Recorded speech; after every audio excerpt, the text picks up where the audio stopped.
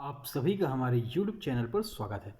जैसा कि आप देख रहे हैं, आज 8 अप्रैल 2024 को बीएड वर्सेस बीटीटीसी का सुप्रीम कोर्ट में क्लियरिफिकेशन जो कि एमपी सरकार द्वारा देवेश शर्मा की रिव्यू पर किया गया था। तो आज हम समझेंगे आसान शब्दों में हर एक पॉइंट को कि आज कोर्ट पर जो बहस हुई, जो सुनवाई हुई, उस पर क्या पॉइंट निकल के आए हैं और अन्य राज्यों के चयनित बीएडओ पर क्या परिणाम पड़ेगा, पीटीसी पर क्या परिणाम पड़ेगा, किन किन राज्यों में बीएड सेफ हुए हैं और किन किन राज्यों में बीएड बाहर हुआ है, और जो आज आर्गूमेंट हुए थे जिस पर दोनों की तरफ से, चाहे बीएड की तरफ से हो और बीटीसी की तरफ से, दोनों पक्षों की तरफ से सीनियर वकीलों ने जोरदार मोर्चा संभाला था। बीएड की तरफ से आप देख सकते हैं पीएस पटवालिया सर और तमाम सीनियर एडवोकेट मौजूद रहे। इसी तरह बीटीसी की तरफ से हमेशा मीनाक्षी अरोड़ा मैम और कपिल सिब्बल जी, तमाम सीनियर एडवोकेट्स का पैनल मौजूद रहा। जैसे मैंने सुबह आपको कल के ऑर्डर में दी थी कौन कौन से एडवोकेट्स हैं, सीनियर एडवोकेट्स हैं। लेकिन आप देख रहे हैं कि अभी तक जो भी आप देख रहे हैं, चाहे यूट्यूब में हो, चाहे तमाम जगह से जो जानकारी निकल के आ रही हो, अभी कोई बात स्पष्ट तरीके से निकल के नहीं आ रही जब तक कोई ऑर्डर ना जाए। लेकिन हम हर एक पॉइंट का एनालिसिस करेंगे, हर एक पॉइंट को समझेंगे कि छत्तीसगढ़, उत्तराखंड, बिहार, उत्तर प्रदेश, पश्चिम बंगाल में इसका प्रभाव क्या पड़ेगा, और जिन राज्यों में हाई कोर्ट के ऑर्डर आ चुके हैं, जिन राज्यों से बीएड बाहर हो चुका है, वहाँ क्या प्रभाव पड़ेगा। 69,000 शिक्षक भर्ती को लेकर वहाँ के बीएड अभ्यर्थियों पर क्या प्रभाव पड़ेगा, आसान शब्दों में समझेंगे। सब्जेक्ट टू आउटकम क्या है, हाई कोर्ट से subject to outcome, high court से निर्णय, मतलब जिन राज्यों की भर्तियां सब्जेक्ट टू आउटकम थी, जिन राज्यों में चल रहा है अभी केस सब्जेक्ट टू आउटकम था, उन राज्यों में निर्णय आएगा तो क्या बीएड बाहर होगा, सारी चीज़ों को समझेंगे। सबसे पहले देखिए, सुप्रीम कोर्ट पर आज हम देखेंगे ये केस लगा हुआ था जिसमें Guddu versus union of India का भी केस था, क्योंकि ये भी 8 तारीख को जस्टिस अनिरुद्ध बोस और जस्टिस सुधांशु धूलिया सर की बेंच पे ट्रांसफ़र कर दिया गया था, पहले उसमें लगा हुआ था। क्योंकि ये भी केस निस्तारित हो चुका है, आप यहाँ पे डिस्पोज देख सकते हैं। अब हम बात करें कि जो फैसला आया है, जो आर्गूमेंट हुए और जो न्यूज़ें चल रही थी, इसमें आपने देखा कि सुप्रीम कोर्ट ने 11 अगस्त 2023 से पहले 23 से जो पहले नियुक्तियां हो चुकी हैं, उन सभी नियुक्तियों में बीएड को राहत प्रदान की है। ये तमाम न्यूज़ें आप यहाँ पे देख सकते हैं। और जो और भी चीज़ें हैं जिनमें हाई कोर्ट में विज्ञापन संबंधी चैलेंज हैं, या कहें जो भी भर्तियां सब्जेक्ट टू आउटकम हैं, उनमें जो भी निर्णय आएगा वहाँ से बीएड अभ्यर्थी बाहर होंगे, क्योंकि ये भर्तियाँ पहले से सुप्रीम कोर्ट देवेश शर्मा बनाम यूनियन ऑफ इंडिया के निर्णय के अधीन थी और सब्जेक्ट टू आउटकम थी। ये सभी भर्तियाँ अगर सुप्रीम कोर्ट के द्वारा देखा जाए सब्जेक्ट टू आउटकम रखी गई थी, चूँकि बहस हुई और जिसमें डीएलएड या बीटीसी के पक्षों के वकीलों ने इसमें अपनी बात रखी, बहस की कि जो भर्तियां अगर ऐसे ही कर दिया जाएगा तो सब्जेक्ट आउटकम का क्या महत्व होगा, जिनको सुप्रीम कोर्ट ने अपने सब्जेक्ट टू आउटकम किया, अपने ऑर्डर के निर्णय में लिया। तो इस पर अब ये चीज़ है कि वहाँ के हाई कोर्ट जो फैसला दे चुके हैं, या भी जो फैसला दे रहे हैं, और सब्जेक्ट टू आउटकम भर्तियाँ थी, वहाँ से अब बीएड तो नहीं बचेगा। चूँकि अब 11 अगस्त 2023 से फैसला लागू हुआ है, तो आप देख सकते हैं सब्जेक्ट टू आउटकम कौन कौन सी भर्तियां हैं। आप ये सभी न्यूज़ें देख सकते हैं यहाँ पे। The bench of justice Aniruddha Bose and Sudhanshu Dhulia sir और stated for the today's order shall be apply to the entire country and the not just state of Madhya Pradesh. ठीक है, ये तमाम न्यूज़ें खूब चली हैं। बीएड शिक्षकों पर सुप्रीम कोर्ट का बड़ा फैसला। अगस्त 23 के सुप्रीम कोर्ट फैसले से पहले प्राइमरी शिक्षक के रूप में नियुक्त बीएड अभ्यर्थी डिग्री धारकों को सुप्रीम कोर्ट से बड़ी राहत। कोर्ट ने कहा कि उनकी नियुक्ति पर कोई असर नहीं पड़ेगा, यानी वे नौकरी करते रहेंगे। साथ ही एससी ने कहा कि अगर किसी की नियुक्ति, तो आप ये लाइन पढ़िए, उन्होंने ये भी कहा, यानी एससी ने यह भी कहा कि साथ ही कहा कि अगर किसी की नियुक्ति अनंतिम थी और इस शर्त पर हुई थी कि उसकी नियुक्ति सुप्रीम कोर्ट के फैसले पर निर्भर करेगी, तो उसकी नियुक्ति अवैध होगी।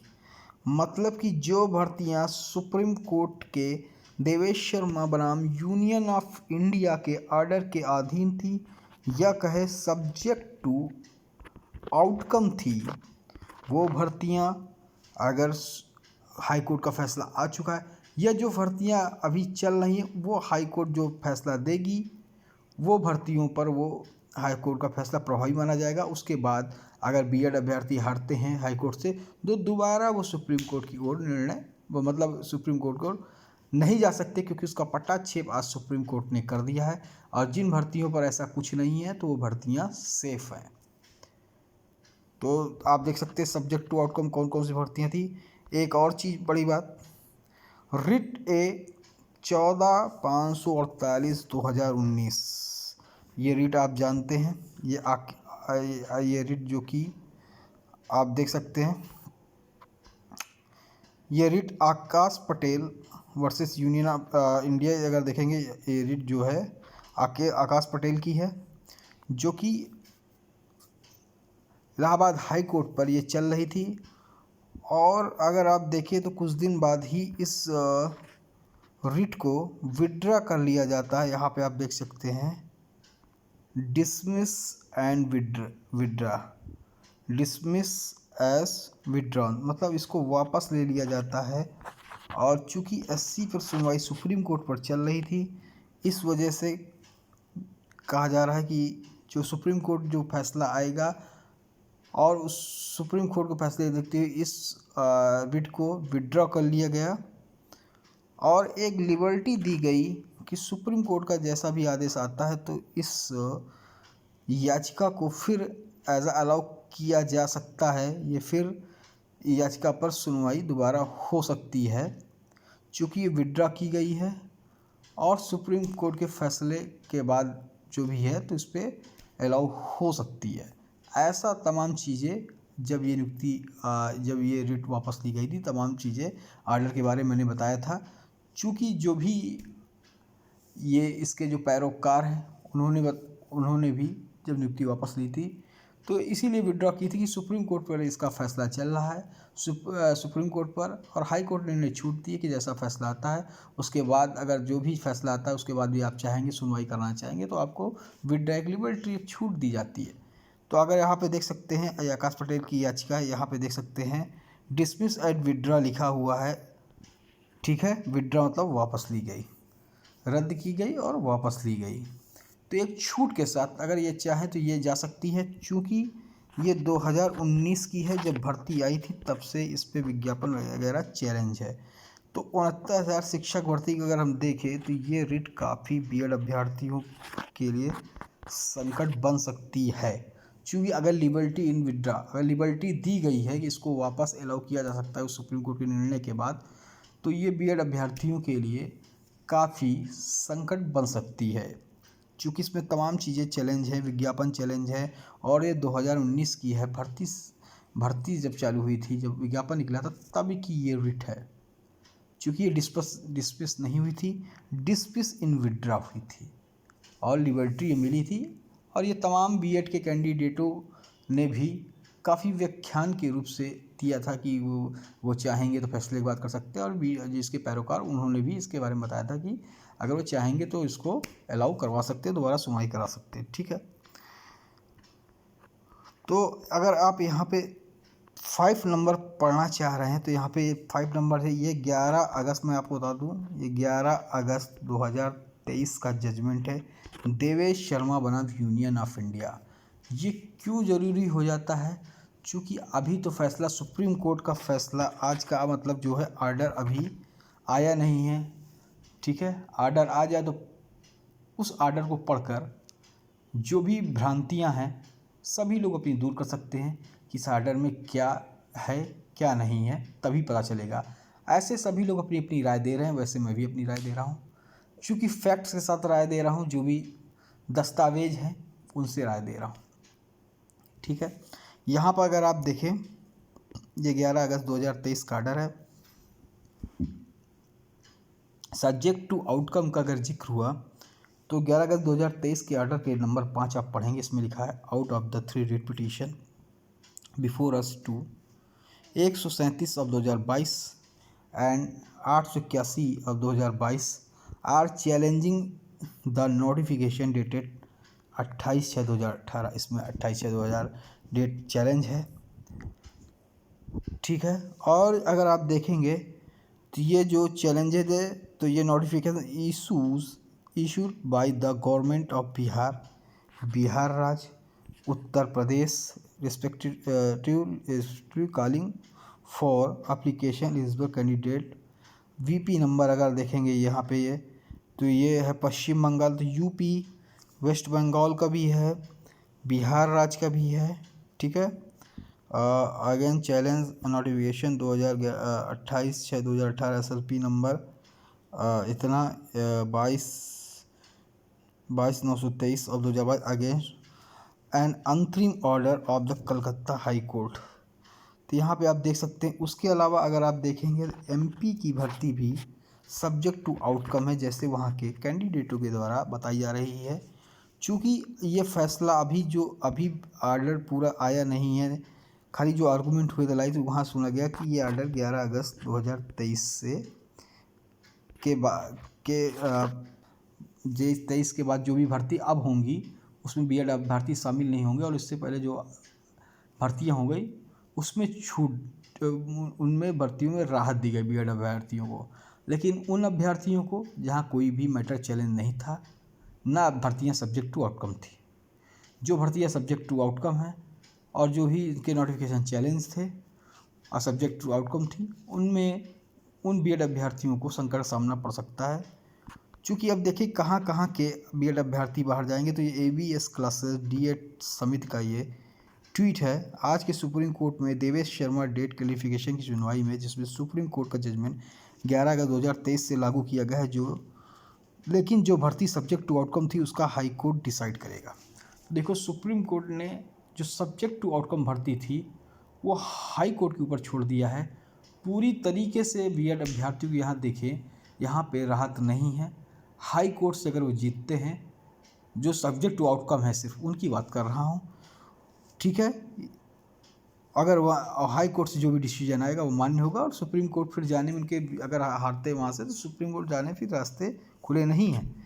मध्य प्रदेश डीएड केस की सुनवाई अब हाई कोर्ट में होगी, और चाइनीज बीएड को बाहर करने के लिए वो ये तमाम ताकत लगाना पड़ेगा। ये ABS डीएड समिति की ये ट्वीट है, ठीक है। फुल डिटेल ये आर्डर मतलब ये इन्होंने ऐसा अपना किया गया।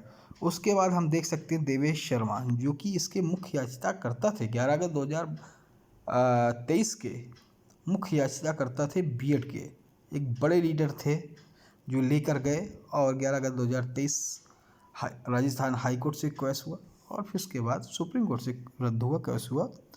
नोटिफिकेशन 28 जून 2018 का।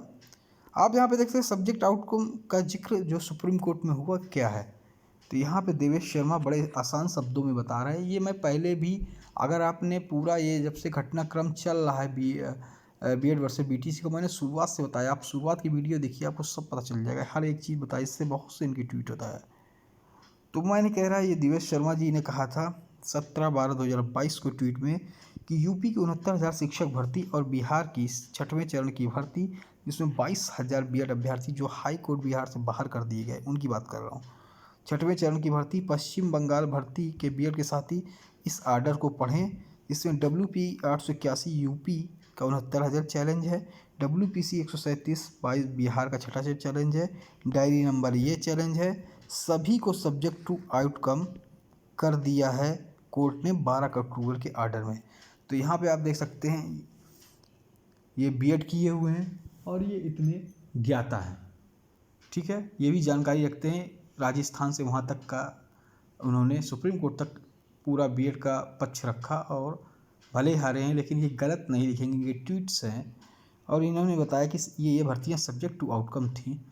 चूँकि अब सुप्रीम कोर्ट का जो आर्डर आया है और उस पर वही भर्तियाँ सुरक्षित हैं जो सब्जेक्ट टू आउटकम नहीं थी। पहली बात कंडीशन, सुप्रीम कोर्ट से उस राज्य की भर्तियाँ सुरक्षित हैं जो सब्जेक्ट टू आउटकम नहीं थी, जो चैलेंज नहीं थी। तो मुझे लगता है ऐसी कोई भर्तियाँ नहीं है जो चैलेंज ना हो और सब्जेक्ट टू आउटकम ना रही हो। अधिकतर भर्तियाँ सब्जेक्ट टू आउटकम थी, चाहे पश्चिम बंगाल हो, उत्तर प्रदेश हो, जैसा कि उन्होंने बताया उत्तर प्रदेश, पश्चिम बंगाल और बिहार का जिक्र किया। तो यहाँ पे आप देख सकते हैं